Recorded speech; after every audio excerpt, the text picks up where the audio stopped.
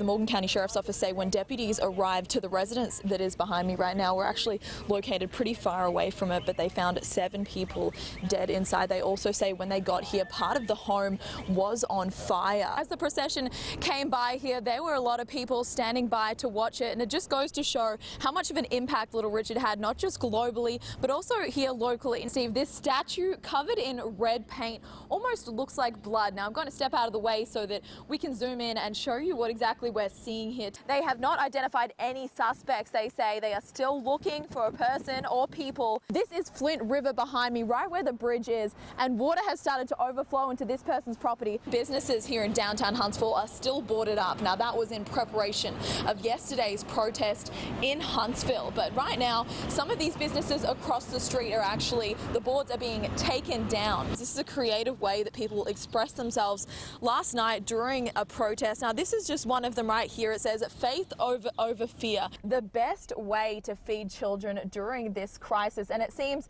this is it, grab and go style meals. Huntsville police say that 3 people were shot here at Maston Lake Road at what they are calling a motorcycle club. Now they say that motorcycle club is in this brick building behind me. Melissa, well, starting today at 6 a.m. until Sunday just before midnight, ALDOT says there will be no temporary lane closures. Driving around Scottsboro this morning, there isn't much debris on the road, but the areas that I saw that were hit hard. Now this is Scooter's Sports Grill here in Scottsboro, and as you can see, the roof of the back part of their building has completely flown off. You might have seen one of these little free libraries. Now the idea behind this little free library is it's a community feel. You take a book, you leave a book, but this is one business, Coffee Clutch, that there is damage to. This front window has been broken and smashed. There's glass on the floor. Now that's why I am wearing my mask, because people have been a little close, but most people here are wearing masks. But ultimately many leaders said it would be easier if that direction came from the state, and here it is. It's important today during the runoff election to know about the crossover voting law. The first phase of opening the city and businesses like this one will be May 1st after the stay-at-home order expires on April 30th. The conditions here are still drivable and Little Cove Road is still open. The roads are still slick. We keep seeing more and more accidents, people crashing into medians and people in the ditches. It's Tractor Day at Lincoln County High School, and it's their 41st annual Tractor Day. It's just started, and as you can see, we've got dozens and dozens of tractors.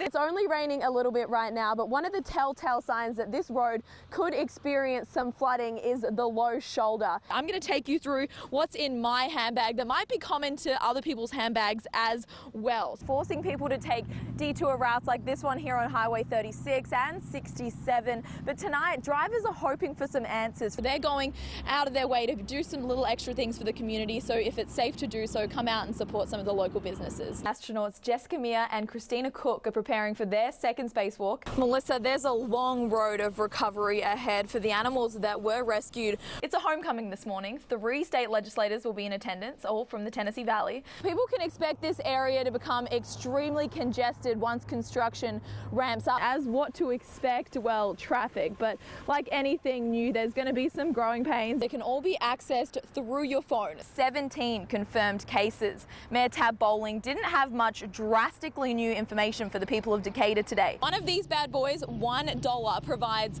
about 7 meals. Well, Steve, this is something that they're discussing, because in Alabama, to cast an absentee ballot, you have to have a valid excuse. Now, Secretary of State John Merrill says that this outbreak of the pandemic could be considered a valid excuse, but some leaders are discussing the idea of having no excuse absentee voting. But this is something we expect they will be discussing during the legislative session on Tuesday. A long while for some of us, things are going to look different for this year's class. Quit laughing. Yeah, Steve and Melissa, I thought it'd been a while for me, and then when you read that line, I'm just kidding. Steve, you're right. I am wearing almost every piece of clothing that I own right now. Yeah, Steve, many people have reservations during this time, and of course many businesses have had restrictions placed on them. So the sooner that the state reopens, the sooner they can get back to this new normal, and whatever that may look like. We're working hard to make sure our neighbours in North Alabama are fed, and you can help us out too. After the break, I'll tell you how far your dollar can go. Trouble submitting your unemployment claim, getting through to talk to someone, or just having some technical difficulties. The Labor Department says they're making changes to improve the process. We'll have those details for you after the break. Coming up after the break, I'll tell you why Nick and I changed spots and I'm behind the wheel of a tractor, and why there's more tractors coming up here at Lincoln County High.